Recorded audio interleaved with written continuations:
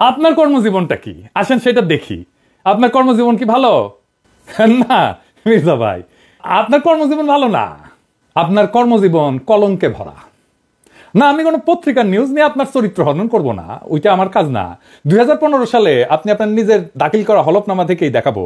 আসেন আমরা আমাদের ঠিক পথে জন্ম না হওয়া মির্জা আব্বাস ভাইয়ের আমলনামা দেখি। আচ্ছা মির্জা আব্বাস ভাই, মির্জা তো আপনার পারিবারিক পদবি না, তাই না? এটা আপনি লাগাইছেন পরে। আপনার বাবার নামের আগে তো মির্জা নাই, তাই না? আপনার বাবার নাম আব্দুর রাজ্জাক। আপনার এখান মির্জা লাগাইতে হইল ইনফিরিয়রিটি কমপ্লেক্সে। এলিট হইতে চাইছেন, নতুন বাংলাদেশের এলিট হইতে চাইছেন না? টাকা পয়সা হয়েছে, এখন মির্জা না থাকলে কেঙ্কা হয়? অসুবিধা নাই, বাঙ্গুল্যান্ডে এভাবেই সব এলিট গড়ে উঠছে, ওই যে সোহরাওয়ার্দীর বডিগার্ড থেকে। আচ্ছা যাই হোক, মির্জা আব্বাস তো এটা ব্যাংকের মালিক, জানেন তো? ঢাকা ব্যাংক 1995 সালে ব্যাংকটা প্রতিষ্ঠিত হয়, মির্জা আব্বাসই প্রতিষ্ঠাতা। এই ঢাকা ব্যাংকটা দেশের প্রথম দিকের বেসরকারি মালিকানায় প্রতিষ্ঠিত ব্যাংকগুলোর মধ্যে অন্যতম ব্যাংক। কোনো সমস্যা হয়নি। অনেক ব্যাংকের সমস্যা হয়েছে, জয় বাংলা হয়ে গেছে হাসিনার আমলে। মির্জা আব্বাসের ব্যাংকের কোনো সমস্যা হয়েছে? হয় নাই। হ্যাঁ, তো ব্যাংক প্রতিষ্ঠার টাকা পেলেন কেমনে মির্জা আব্বাস ভাই? আপনার ফ্যামিলি কি জমিদার ছিল? আপনার আব্বা কি করতেন? আসেন আমরা এবার দেখি ওনার আব্বা কি করতেন। উনার আব্বা মতিঝিল সরকারি উচ্চ বিদ্যালয় বা মতিঝিল সেন্ট্রাল গভর্নমেন্ট স্কুল হিসেবে যেটা পরিচিত, ওই স্কুলের দপ্তরই ছিলেন। ডং ডং ডং ডং ডং ডং কইরা ঘন্টা বাজাইতেন। কি মির্জা আব্বাস ভাই, খারাপ লাগলো? হ্যাঁ, দপ্তরের কাজ খারাপ না, সম্মানের কাজ। কিন্তু আপনি যে কাজ করতেছেন সেটা সম্মানের না। দপ্তরের কাজের পাশাপাশি আপনার স্কুলের সামনে মসজিদের সাথে একটা ছোট্ট পুরীর দোকান ছিল। পুরি বানাইতেন আপনার আব্বা, ওই পুরীর দোকান চালাইতেন। ওই সিপার পুরীর দোকানের জমিটাও ছিল রেলের। এখনো আপনি রেলের জায়গা দখল করে বাসা বানায় বসবাস করছেন। হয়তো পরের জায়গা, পরের জমি, ঘর বানাইয়া আমি রই। আমি তো ভাই জমির মালিক নই। দপ্তরি থাকাটা কোনো অপরাধ না, লজ্জারও না।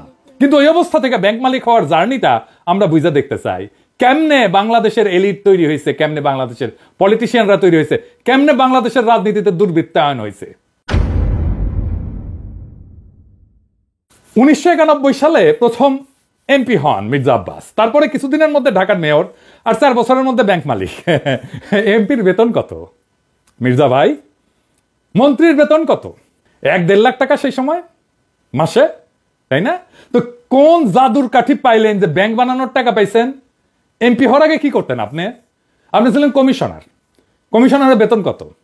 আপনার বৈধ ব্যবসা কি ছিল? বৈধ ব্যবসা ছিল ওই অঞ্চলে শাহজাহানপুরের গরুঘাটের ইজারা নিতেন আপনি। সেই 75 পরবর্তী সময় কমলাপুর রেলওয়ে যত ঠিকাদারি, সড়ক পরিবহন সহ আরো বহু জায়গা থেকে চাঁদা উঠাইতেন। চান্দা তোলাটা আপনার পুরানো অভ্যাস, তাই চান্দা তুলে আমাদের টাকা দিতে চায় যেন আমরা ইউটিউবিং ছাড়ি। চান্দা তোলা ছাড়া আর কিছু করার যোগ্যতা মির্জা আব্বাস আপনার ছিল না কোনোদিনই, কারণ উনি আবার দারুণ মেধাবী। আপনার ইউনিভার্সিটিতে পড়ার যোগ্যতা হয় নাই, সোহরাওয়ার্দী কলেজ থেকে 2nd ক্লাসে ডিগ্রি পাস করেছেন। এই যে সার্টিফিকেট আপনার, দেখেছেন? আল্লাহ বাঁচাইছে, আর একটু কম হলে তো জাতির ফিতা হয়ে যাইতেন। তো উনি নিজেই নিজের সার্টিফিকেট দাখিল করেছিলেন। যাই হোক, এই একাডেমিক কোয়ালিফিকেশন নিয়ে আপনার তো কেরানিরও চাকরি হইতো না কোথাও, বাংলাদেশেও না। আপনার তো কিছু করার ক্ষমতাই নাই। ইউটিউবে টাকা পাওয়া যায়, কথা সত্য। বই লেখাও টাকা পাওয়া যায়, শিক্ষকতা কইরা, অভিনয় কইরা, কবিতা লিখা, গান গাইয়া টাকা পাওয়া যায়, প্লেন চালালেও টাকা পাওয়া যায়, রিক্সা চালালেও টাকা পাওয়া যায়। আপনার ড্রাইভারও যে ড্রাইভিং করে সেটা তো টাকা পাওয়া যায়। তো আপনি এর কোনোটাই পারেন না। আপনি চান্দা তুলে টাকা তুলতে পারেন, ওটাই আপনার উপার্জন, ওইটাই আপনার ক্ষমতা। তো চান্দা তুলে টাকা দিয়ে ইউটিউব বন্ধ করার আবদার কেন করতেছেন? ব্যথা বেশি দিচ্ছি, ব্যথা কি জিনিস আপনি টের পান নাই? আপনার তো কোনো স্কিল সেট নাই, আপনি কোনো কিছু করে উপার্জন করতে পারবেন না, তাই আসছেন রাজনীতিতে। এটাই বাংলাদেশের রাজনীতির মধু। আপনি ব্যবসাও পারেন না, তাই পারলে এন্টারপ্রেনার হইতেন। তো সম্পদ তৈরির জন্য চান্দাবাজি করেছেন, করেন, এখনো করেন, বোঝা গেল। কিন্তু কোন জাদু বলে ব্যাংক বানাইছেন সেটা আমরা খুঁজে দেখবো, গলায় পাড়া দিয়ে এটা বের করবো। আমরা আরো আগে যাই, 1971-এ। আপনি তখন মোটামুটি দামরা, কলেজে পড়েন। আপনি নিজে দাবি করেছেন আপনি মুক্তিযোদ্ধা। শোনেন, আমরা মুক্তিতে যাই এবং দেশের স্বাধীনতা যুদ্ধে অংশগ্রহণ করি। এটা আবার বিএনপির পেজ থেকে শেয়ার দেওয়া। এই বক্তব্যে উনি বলছেন মুক্তিযুদ্ধে কি করেছেন সেটার কোনো কিন্তু উল্লেখ নাই। 25শে মার্চে কি হয়েছে, শাহজাহানপুরে ওনার বাসা থেকে কি দেখেছেন, ওইটুকুই শুধু বলতে পারেন, তার বাইরে আর যাইতে পারেন না। তার বাইরে গেলে জিয়াউর রহমান মুক্তিযুদ্ধের ঘোষণা অমুক তমুক ওই জায়গায় চলে যান। উনি কোথাও মুক্তিযুদ্ধ করেন নাই। কোন সেক্টরে যুদ্ধ করেছেন, কোথায় ট্রেনিং নিছেন, কারা ছিল সহযোদ্ধা? মিথ্যা কথা কইতে লজ্জা লাগে না মির্জা আব্বাস? এটা চেনেন? 1971-এ পাকিস্তানি বাহিনী তার নাম শুনলে কাপড় নষ্ট করে ফেলতো। ঢাকার গেরিলা মুক্তিযোদ্ধা সাদেক হোসেন খোকার দলের।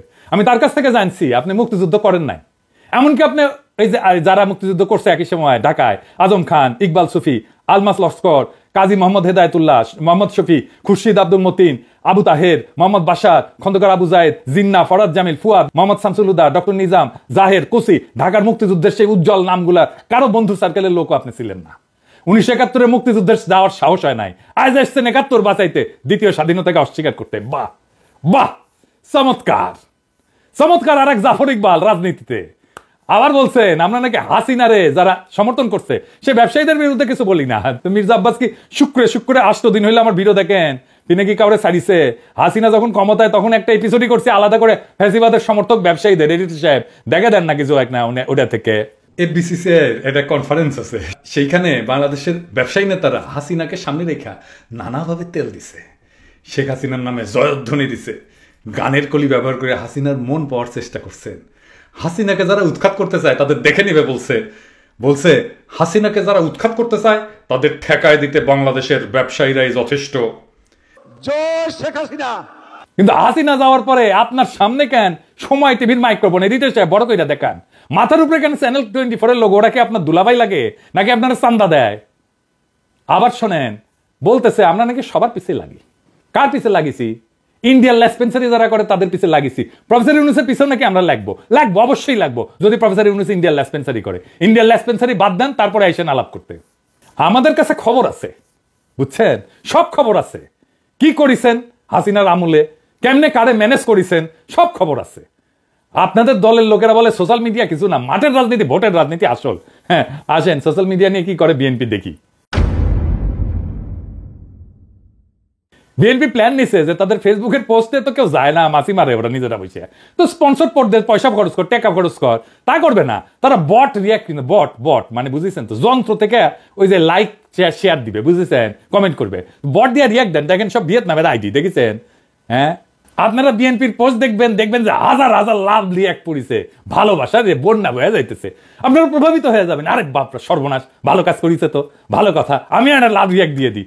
মানুষের সাথে এরকম প্রতারণা করতে পারে কেউ? আওয়ামী লীগ এরকম প্রতারণা করে নাই জনগণের সাথে, বিএনপি যেটা করছে দেখেছেন। এটাই আপনাদের জার্নি, এটাই বাংলাদেশের রাজনীতি, এটাই হয় মন্ত্রী, দলের শীর্ষ নেতা। আর একাডেমিক যোগ্যতায় কেরানি হয়ে যার জীবন পার করার কথা ছিল, সে হয় মন্ত্রী। যার উপার্জনের ধান্দাই হইতেছে কিভাবে অন্যরে ঠকাবে, আরেকজনকে অতিরিক্ত সুবিধা দেবে, অন্যরা বঞ্চনা করবে বা ভয় দেখায় উপার্জন করবে, চান্দা নেবে। আমি যদি 1 টাকা ইউটিউবে উপার্জন করি না, সেটা আমার ইনকাম ট্যাক্সের ফাইলে আছে, এটা আমার বৈধ উপার্জন। আমি 1 টাকা যদি খরচা করি, ওটাও দেখাইতে পারবো আমি কিভাবে এই 1 টাকা উপার্জন করছি। আপনি জিন্দেগিতে দেখাইতে পারবেন না কিভাবে আপনি ব্যাংক বানানোর টাকা পাইছেন, জিন্দেগিতে পারবেন না, চ্যালেঞ্জ দিলাম আপনাকে। আপনার বৈধ উপার্জন কি? আপনি নিজেই ঘোষণায় বলছেন বাড়ি ভাড়ার টাকা আর ব্যাংকে রাখা সঞ্চয়পত্র। বাড়ি ভাড়ার টাকা পেট চালান, বসে বসে খান, আর ব্যাংকের একটা সঞ্চয়পত্র ওটি থেকে সুদ আসে, এটা হইতেছে আপনার উপার্জন। তাও এটা আজকের কথা না, 10 বছর আগের কথা। লজ্জা লাগে না আপনার? হ্যাঁ, আমার প্রত্যেকটা পয়সা হালাল, আপনার প্রত্যেকটা পয়সা হারাম। আপনি দাবি করতে পারবেন আপনার প্রত্যেকটা পয়সা হালাল? পারবেন না। বুকে হাত দিয়া বলবেন, আল্লাহর কসম কেটে বলবেন, দেখাই দেবেন আপনার উপার্জন কিভাবে হয়েছে, কেমনে আপনি ব্যাংক করছেন। আপনি কাউরে না কাউকে বঞ্চনা করে সুবিধা দেওয়া, ভয় দেখায় যে টাকা উপার্জন করছেন, সে উপার্জনের টাকা দিয়ে ক্যাডার পালেন, সে ক্যাডার ভোটে জিতায়, আর অনুপার্জিত টাকায় ভোট কিনা এমপি হয়ে যান আপনি। আপনার দলের লোকেরা ভোটের কথা বলে, ভোটের কথা গপ্প শুনে না আমাদেরকে। নমিনেশন কিনতে হয় পার্টি থেকে, চান্দা দিয়া, তারপরে টাকা ছিটায় ভোট কিনতে হয়, কেন্দ্র দখল করতে হয়, জাল ভোট দিতে হয়, এই দিয়ে চলছে এতদিন।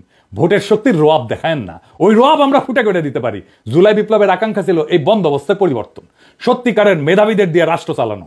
আপনার কোনো স্কিল নাই মন্ত্রী হওয়ার, আপনি রাষ্ট্র জিনিসটাই বোঝেন নাই, আপনি রাজনীতিও বোঝেন নাই। ক্ষমতা আপনার কাছে টাকা উপার্জনের মৌকা, আর কিচ্ছু না। মির্জা ফখরুল বলছেন আমরা কোথায় নিয়ে যেতে চাই দেশকে, শুনেন, আমরা দেশ থেকে ফ্যাসিবাদের সমস্ত কলঙ্ক চিহ্ন মুছবো, আমরা বাংলাদেশে ভারতের তালুকদারি বন্ধ করব চিরতরে, আমরা বাংলাদেশে একটা সাম্যের ইনসাফের রাষ্ট্র করব। আপনারা মির্জা ফখরুল সেই স্বপ্নের সামনে বাধা হয়ে দাঁড়ায় আছেন। দেশের জনগণ জানে, বুঝতে পারে প্রফেসর ইউনূসকে কেন তাড়ানোর চেষ্টা করতেছেন, কেন দ্রুত নির্বাচন চান। জনগণের জন্য প্রফেসর ইউনূসের এই অতি অল্প সময়ের শাসন হয়ে থাকবে একটা স্বপ্নের মতো, এক অলিক সম্ভাবনার মতো, এক বিদ্যুৎ চমকের মতো সময়। তারপর বাংলাদেশ আবার ফিরে যাবে আপনাদের সেই আদিম জমিদারি ব্যবস্থায়, আপনাদের সেই মাফিয়া শাসনে। আবার কালো টাকা এবং পেশি শক্তির মাস্তানেরা গাড়িতে পতাকা ওড়ায় ঘুরবে, হেলিকপ্টারে চড়বে, দলীয় মাজারের খাদেম আবার আমাদের ভয়ে ভয়ে বাঁচতে হবে। ক্ষমতার অঙ্গুল হেননের নিয়ত নির্দিষ্ট হবে আমাদের মতো ছোটখাটো মানুষদের। আমরা জানি আমাদের দাসের জীবন, আমরা পুতুল নাচের রীতি কথার দুর্ভাগ্যপীড়িত জাতি, সমাজের সবচেয়ে অযোগ্য, অশিক্ষিত, দাম্ভিক, অসৎ মানুষের বড় গলা শোনা ভয়ের রাজ্যে জীবন মৃত আমরা জানি আপনাদের বসংবৎ কোটাল পুত্রের ভিন্ন মতের আগাছা কেটে ফেলার অভিযানে আমরা যে কোনো সময় কচু কাটা হয়ে যেতে পারি। আমাদের জীবন মিথ অফ সিসিফাস। সিসিফাসের গল্প জানেন? আর এক অভিশপ্ত জীবন ছিল। পাহাড়ের নিচ থেকে পাথর ঠেলে ঠেলে ঠেলে ঠেলে যখন সে উপরে নিয়ে যায় একেবারে চূড়ায়, তারপর আবার সে পাথরটা নিচে পড়ে, আবার তার ঠেলে ঠেলে ঠেলে ঠেলে উপরে নিয়ে যেতে হয়। এটাই তার অভিশপ্ত জীবন। আমাদেরও বাংলাদেশের নাগরিকদের জীবন মিথ অফ সিসিফাস। আমাদের অভিশপ্ত জীবন সিসিফাসের মতো। আমাদের সন্তানেরা বারবার রক্ত দিবে এই ক্ষমতার রাক্ষস তাড়াইতে, আবার নতুন রাক্ষস এসে দখল করবে জনপদ। আমাদের আসলেই কোনো মুক্তি নাই। কিন্তু মির্জা আব্বাস মনে রেখেন, পৃথিবীতে যদি একজন মানুষও থাকে এই নষ্ট দুর্বৃত্তের রাজনীতির মুখোশ খুলে দেবে, সেটা আমি। ঈদের জামাতে যারা প্রফেসর ইউনূসের হাত ছুঁইছে তারা বলছে আকুলভাবে ছাড়ার 5টা বছর থাকেন, কারণ তারা জানে ওই লোকটা তাদের মানুষের মর্যাদা দিছে। বেশি দিন লাগে নাই, মাত্র 7-8 মাস। মানুষ তার বিপুল সম্ভাবনা আর তাদের অফুরন্ত শক্তির খোঁজ পাইছে। জাতির প্রাণ শক্তি জায়গা উঠছে। এটাই বিপ্লব। আমরা এই পরিবর্তনের জন্য জান লড়াই দিছি। এই জন্য আমাদের বাচ্চারা জীবন দিছে জুলাই আগস্টে। এটাই বিপ্লবের রুহানি প্লাবন। সেই বিপ্লবের আইকন আজকে প্রফেসর ইউনূস। জনতার স্বপ্নের সামনে বাধা হইয়া দাঁড়াইলে জনতাই আপনাদেরকে রুখে দিবে। সেই দিন বুঝবেন সোশ্যাল মিডিয়া কি জিনিস। আপনারা ক্ষমতায় আসতে পারেন, কিন্তু কোনোভাবেই এই স্বপ্নের সময় প্রফেসর ইউনূসের করে দেওয়া যাওয়া অর্জনকে অতিক্রম করতে পারবেন না। আপনাদের সেই পরাজয়ের কথা এখনই লেখা হয়ে গেছে, প্রত্যেক দিন লেখা হচ্ছে। এই নতুন বাংলাদেশের স্বপ্নে যারা অন্তরায় হয়ে দাঁড়াইছে তাদের ভবিষ্যৎ অনিবার্যভাবে ম্লান। ইতিহাসের নিয়মে জনগণের ইচ্ছার বিপরীতে দাঁড়ানো মানেই পরাজয়। মির্জা আব্বাস এবং তার মতো নেতৃত্বের অবসান অনিবার্য। আমরা জানি এই লড়াই শুধু ক্ষমতার না, এই লড়াই ইনসাফের, সাম্যের, মুক্তির। আমাদের তরুণ প্রজন্ম আজ যে নতুন বাংলাদেশের স্বপ্ন দেখছে, যেখানে দুর্বৃত্তের রাজনীতি, চাঁদাবাজির আধিপত্য কিংবা ক্ষমতার দম্ভের কোনো স্থান নাই, সেখানে থাকবে সৎ, মেধাবী, প্রগতিশীল নেতৃত্ব। প্রফেসর ইউনূস এই নতুন স্বপ্নের প্রতীক। তার নেতৃত্বে যে নতুন দেশ গড়ার লড়াই শুরু হয়েছে তা জনতার হৃদয়ে আরেক বিপ্লবের আগুন জ্বালায় দিছে। এই আগুন নিভে যাওয়ার না। জনতা জানে, জনগণ জানে এই পরিবর্তন তাদের জীবনে, তাদের ভাগ্যের, তাদের সন্তানের ভবিষ্যতের প্রশ্ন। মির্জা আব্বাস কিংবা তার মতো অতীতের রাজনীতির নেতাদের কাছে আমাদের একটাই বার্তা, সময় বদলাইছে। জনতার স্বপ্নকে দমায় রাখা যাবে না।